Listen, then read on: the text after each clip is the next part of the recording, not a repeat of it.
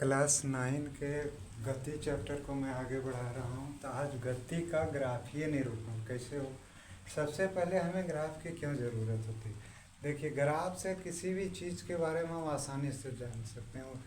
उसके बारे में आंकड़ा जानना, उसका लिखित इतिहास से बढ़िया है कि ग्राफ में एक नज़र में आप देख सकते हैं।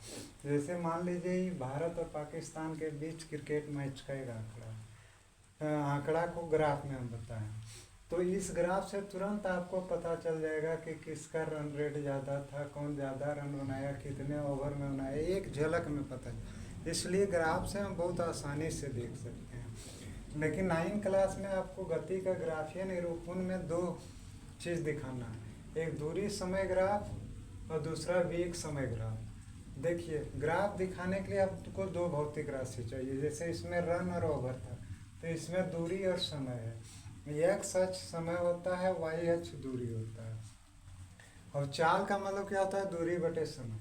अगर जो ये दूरी समय ग्राफ एक सरल रेखीय स्ट्रेट लाइन बन रहा है, ये ग्राफ होता है, ये स्ट्रेट लाइन बन रहा है, तो समझिएगा कि वह वस्तु एक समान चाल से चल रहा है।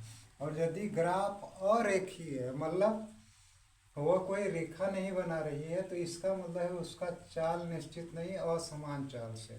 आप यहाँ कहेंगे कि ग्राफ का दो भाग और किधर गया, तो देखिए समय माइनस में नहीं होता है, इसलिए इधर नहीं दिखा है, और दूरी भी माइनस में नहीं होता है, इसीलिए इसमें केवल एक्स का पॉजिटिव साइड लेते हैं और वाई का भी पॉजिटिव साइड लेते हैं। अब वेग का मतलब क्या होता है, निश्चित दिशा में इकाई समय में तय की गई दूरी।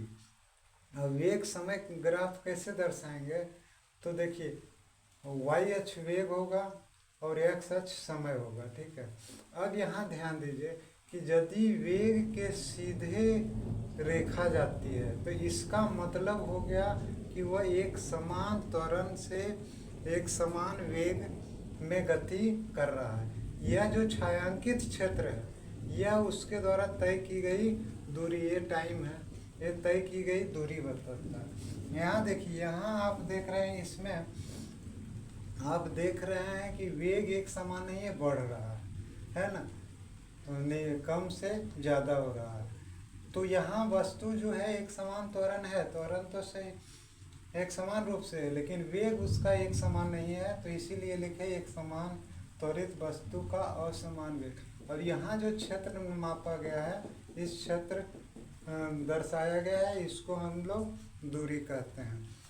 आज मैंने आपको थोड़ा सा कम बताया, अब मैं गति सूत्र और उसका ग्राफीय निरूपण, ग्राफीय प्रमाणिकता, फिर व्यंजकीय प्रमाणिकता मैं अगले वीडियो में बताऊंगा। प्लीज़ लाइक और सब्सक्राइब कीजिए।